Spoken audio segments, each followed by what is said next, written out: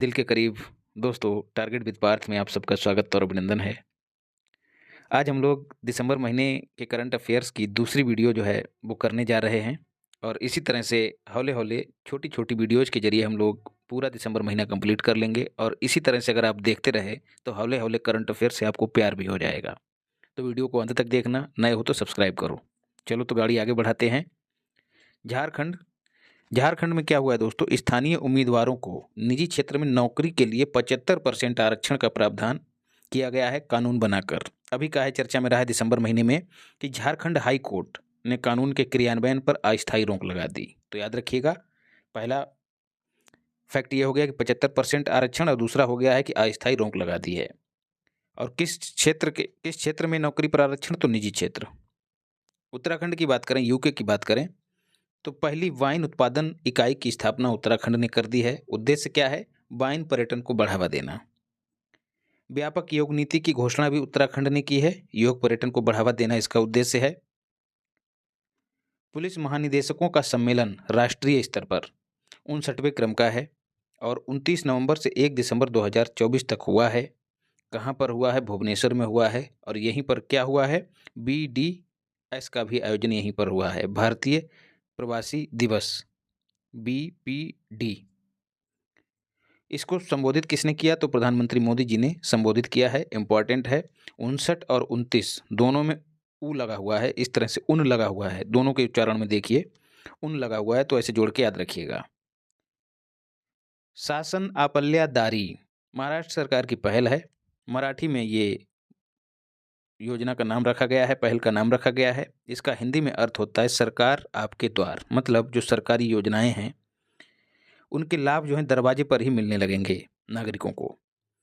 लेकिन फिर चर्चा में क्यों है? क्योंकि इसको स्कॉच पुरस्कार से सम्मानित किया गया। जब बात करते हैं स्कॉच पुरस्कार की, तो ये परियोजनाओं को दिया जाता है, संस्थानों को दिया जाता है जो राष्ट्र निर्माण में काम करते हैं, अच्छा काम करते हैं, सराहनीय काम करते हैं, उनको दिया जाता है।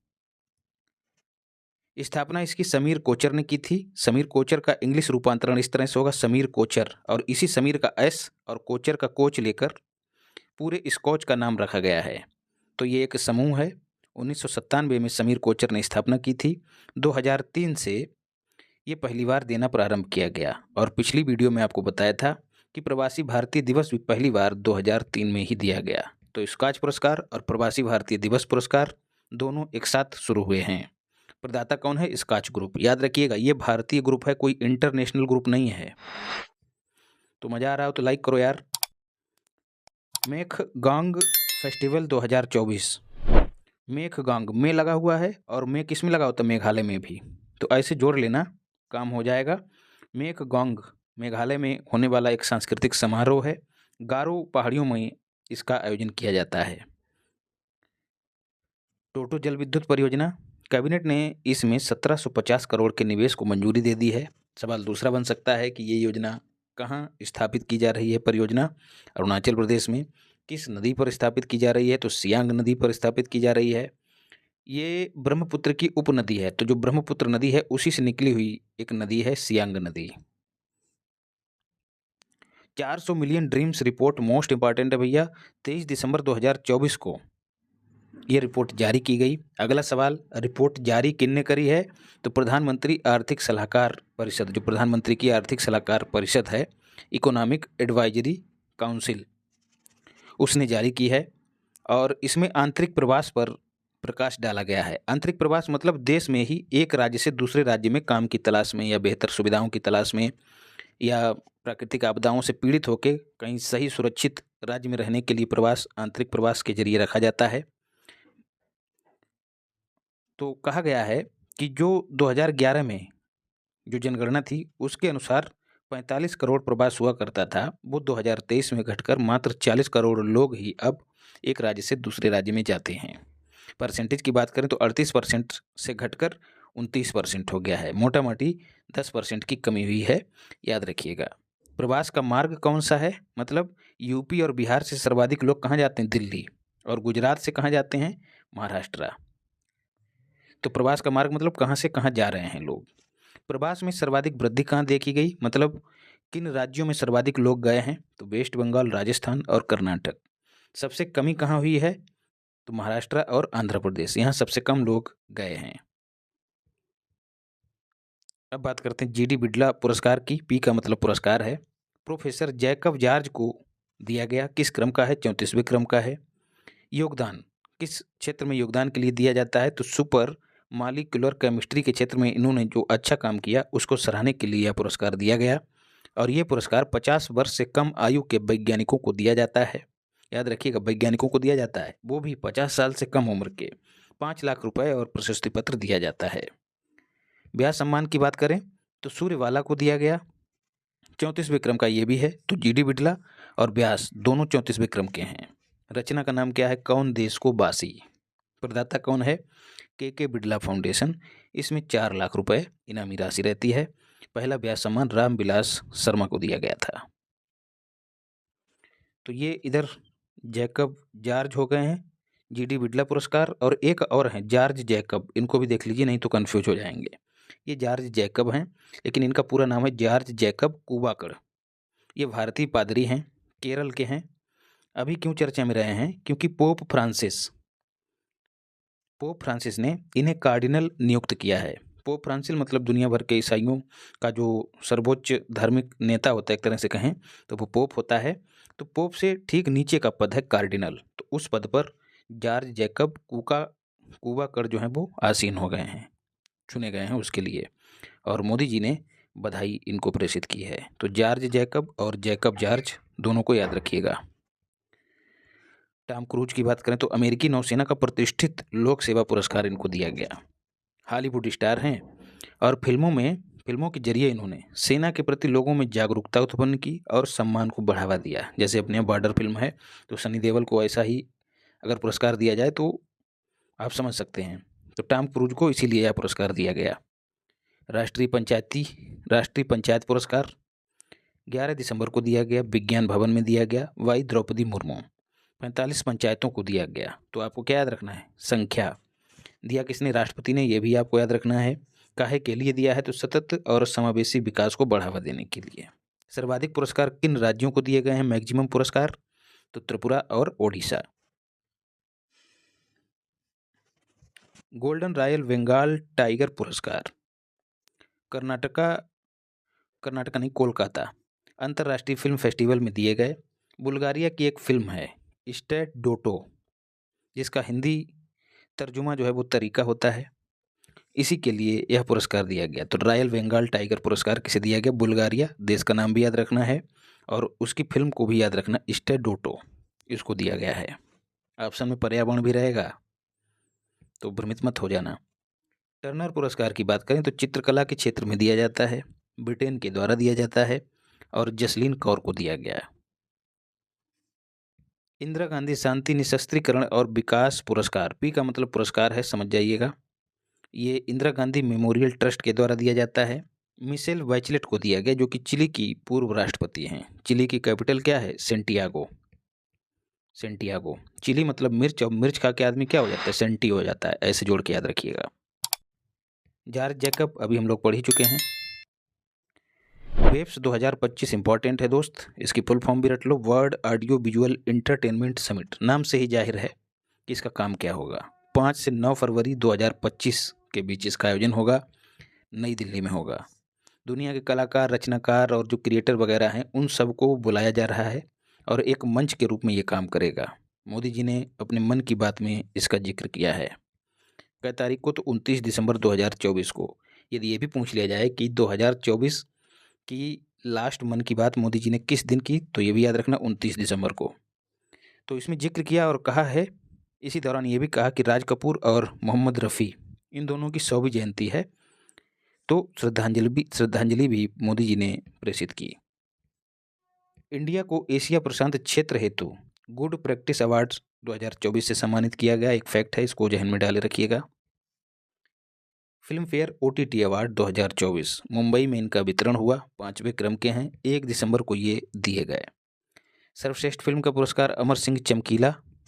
अभिनेता DJ दोसांझ मतलब दिलजीत दोसांझ, आप सब जानते होंगे, इसी फिल्म के लिए दिया गया। और सर्वश्रेष्ठ निर्देशक इम्तियाज अली, ये भी इसी फिल्म के लिए सम्मानित हुए हैं। तो 3 लोग जो हैं एक ही फिल्म के लिए सम्मानित हुए हैं, सर्वश्रेष्ठ अभिनेत्री करीना कपूर, और इनकी फिल्म अलग है जाने जान, उसके लिए सम्मानित की गई हैं। OTT की बात करें तो ओवर द टॉप इसकी फुल फॉर्म होती है, इसको भी ध्यान में डाले रखो। ओवर द टॉप मतलब बिना केबल, बिना सैटेलाइट, सबसे ऊपर काम हो रहा है, सीधे इंटरनेट के जरिए। इनको किसी और माध्यम की ज़रूरत नहीं है, इनको ना थिएटर की ज़रूरत है, ना किसी और माध्यम की ज़रूरत होती, इसीलिए इनको कहा जाता है ओवर द टॉप, एकदम छत के ऊपर से। तो नेटफ्लिक्स, हॉटस्टार, अमेजन प्राइम, ये सब काहे के उदाहरण हैं? OTT प्लेटफॉर्म के उदाहरण हैं। इन पर सेंसरशिप ना के बराबर होती है, सेंसर बोर्ड के ये दायरे में नहीं रहते हैं, इसीलिए आप देखते होंगे इनमें खुली अश्लीलता, एकदम शुद्ध अश्लीलता जो है वो परोसी जाती है, और जो सांस्कृतिक क्षरण है वो कहीं ना कहीं इसके जरिए बढ़ रहा है। 76वां जिला महाकुंभ क्षेत्र को घोषित किया गया है अस्थायी तौर पर।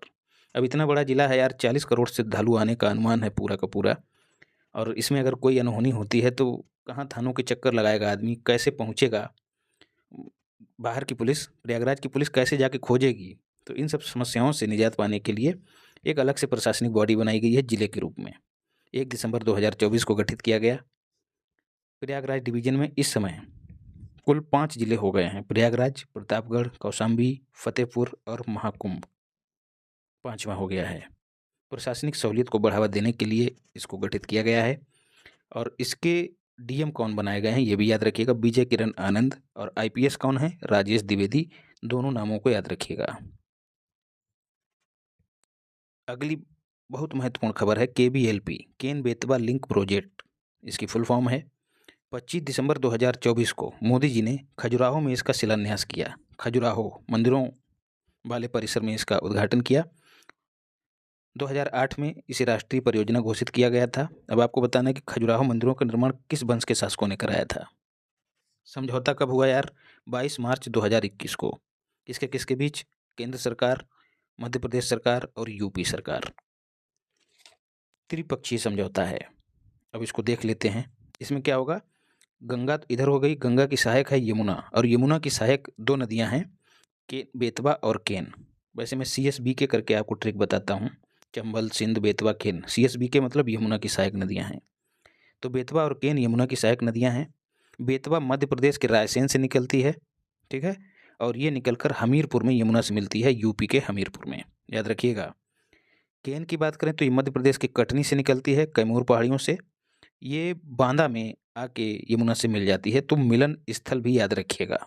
और जो केन नदी है वो पन्ना टाइगर रिजर्व से होके निकलती है, और पन्ना टाइगर रिजर्व की जो बायोडाइवर्सिटी है उसको खतरा है, इसलिए इसका विरोध किया जा रहा है। तो ये फैक्ट भी याद रखिएगा कि पन्ना टाइगर रिजर्व से कौन सी नदी होके निकलती है, तो केन नदी। इन्हीं दो को जोड़ने के लिए ये प्रोजेक्ट हस्ताक्षरित हुआ है, उसका शिलान्यास हुआ है KBLP परियोजना के तहत। लंबाई कितनी है? 221 किलोमीटर। इससे फायदा क्या होगा? बुंदेलखंड में 2.5 लाख हेक्टेयर भूमि सिंचित होगी। 2.5 लाख हेक्टेयर बुंदेलखंड की बात आई है, तो इसमें लगभग 13 जिले शामिल किए जाते हैं, जिसमें से 7 UP के हैं। कैसे याद रखना, मैंने आपको ट्रिक भी बताया था। चिलम बाज है, चिलम बाज है झांसी, केवल याद करने के लिए बता रहा हूँ दोस्त, इसको दिल पे मत लीजिएगा। झांसी की रानी के प्रति मेरे दिल में पूरा सम्मान है। चिलम बाज है मतलब ची का मतलब चित्रकूट, ला का मतलब ललितपुर, M का मतलब महोबा, बा का मतलब है बांदा, और जा का मतलब है जालौन, और है का मतलब है हमीरपुर, और झांसी अपने आप में झांसी की रानी है। तो ये UP के जिले बुंदेलखंड क्षेत्र में आते हैं, जो सिंचाई की दृष्टि से एकदम कमज़ोर क्षेत्र है। वर्षा कम होती है, फसल उत्पादन ना के बराबर होता है, यहाँ से ज़्यादा लोग जो हैं पलायन करते हैं, तो ये सब समस्याएं इस क्षेत्र में बनी रहती हैं। तो इसीलिए इस प्रोजेक्ट को लाया जा रहा है। सिंचाई इंजीनियर आर्थर कॉटन को कहा जाता है, जिन्होंने भारत में नदियों को जोड़ने की कॉन्सेप्ट लाए थे। 25 दिसंबर को क्यों शुरुआत की? क्योंकि राष्ट्रीय सुशासन दिवस इस दिन मनाया जाता है। क्यों? क्योंकि इस दिन अटल बिहारी वाजपेयी का जन्म दिवस भी है। बिहार बिजनेस कनेक्ट 2024, 423 MOUज पर हस्ताक्षर हुए, समझौतों पर 1.8 लाख करोड़ के निवेश प्रस्तावों को आकर्षित किया गया। याद रखिएगा, ये एक बिजनेस समिट है एक तरह से, तो बिहार वाले इसको विशेष रूप से याद रखें। कबड्डी विश्व कप महिला वाला, बिहार इसकी मेजबानी कर रहा है। आयोजन इसका मार्च 2025 में होगा। बिहार दूसरी बार इसकी मेजबानी कर रहा है, ये फैक्ट भी याद रखिएगा। बाईपैक्स क्या है? 2024 राष्ट्रीय डाक प्रदर्शनी है, पटना में आयोजन हुआ, 1 दिसंबर को आयोजन हुआ। जागरूकता बढ़ाने के लिए डाक के महत्व और इतिहास के प्रति लोगों को जागरूक करने के लिए, और 2 किताबों का भी अनावरण किया गया, पोस्टल हेरिटेज ऑफ बिहार और ग्लोरी ऑफ बिहार। बिहार वाले इसको विशेष रूप से याद रखें। विश्व का पहला डाक टिकट भी जारी किया गया था। कहाँ? अजीमाबाद, एक अन्नी और 2 अन्नी के नाम से बिहार में ही जारी किया गया था, याद रखिएगा। Omkareshwar floating solar project Madhya Pradesh में है। किस नदी पे है यार, ये आप बताइए। 25 दिसंबर 2024 को अटल बिहारी वाजपेयी की 100वीं जयंती पर मोदी जी ने इसका उद्घाटन किया मध्य प्रदेश में। तो 100वीं जयंती पर ही केन बेतवा लिंक प्रोजेक्ट का भी उद्घाटन किया। तो ये फैक्ट भी याद रखिएगा, 100वीं जयंती, दोनों काम 25 दिसंबर को हुए हैं। मोदी जी ने ग्राम पंचायतों हेतु अटल ग्राम स्वशासन भवनों की भी फाउंडेशन रखी मध्य प्रदेश में, और मध्य प्रदेश को गो टू ग्लोबल डेस्टिनेशन का दर्जा भी प्राप्त हुआ है, ये भी याद रखिएगा। ये मध्य प्रदेश से जुड़ा हुआ करंट अफेयर्स है, करंट अफेयर की खबर है। इसका संबंध इस फ्लोटिंग सोलर पावर प्लांट से नहीं है। तो पूछ लीजिए, गो टू ग्लोबल डेस्टिनेशन का दर्जा किसे प्राप्त हुआ है? तो मध्य प्रदेश को।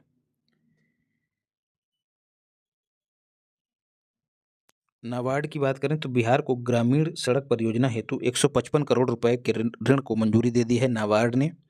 12 अप्रैल 1982 को इसकी स्थापना हुई थी। इसमें सुधार कर लेना, अप्रैल नहीं, ये जुलाई है। और इसी वर्ष एग्जिम बैंक का भी गठन हुआ था, स्थापना हुई थी 1982 में ही। तो 12 जुलाई 1982 को नाबार्ड, और खाली 1982 EXIM bank, export and import bank. NABARD का मुख्यालय मुंबई में है। नाबार्ड की फुल फॉर्म भी यार अच्छे से याद कर लो, नहीं तो भूल जाओगे। इसमें जो NA है, इन दोनों को मिलाकर एक अर्थ निकलता नेशनल, ये फैक्ट याद रखिएगा। National bank for agriculture and rural development, अपने नाम के अनुरूप ही इसका काम भी है। अंतर्राष्ट्रीय वन मेला 10वें क्रम का भोपाल में आयोजित हुआ 17 दिसंबर को। थीम क्या थी? लघु वन उपज के माध्यम से फीमेल्स का सशक्तिकरण, महिलाओं का सशक्तिकरण। भारतीय वन प्रबंध संस्थान भोपाल में है, और भारतीय वन अनुसंधान संस्थान ये देहरादून में है। तो वन प्रबंध और वन अनुसंधान, यही 2 शब्द जो हैं भेद उत्पन्न करते हैं, इनको जहन में डाले रखना, फिर कंफ्यूज हो जाओगे नहीं तो। 1 वर्ष और परिणाम उत्कर्ष, राजस्थान में इसका आयोजन हुआ, कार्यक्रम है। सरकार के गठन को 1 वर्ष पूरे हुए, राजस्थान सरकार के गठन को। तो मोदी जी ने इस मौके पर कई योजनाओं का शिलान्यास किया। CM यहाँ के कौन है? भजन लाल शर्मा। तो दोस्तों, इस तरह से हमने दिसंबर महीने के दूसरे हिस्सों को भी कंप्लीट कर लिया है। और वीडियो अच्छी लगी हो तो लाइक करो, लोगों तक शेयर करो, नए हो तो सब्सक्राइब करो, और प्रेम और स्नेह इसी तरह से बनाए रखो और दबा के मेहनत करो। मिलते हैं अगली क्लास में। धन्यवाद। राधे राधे।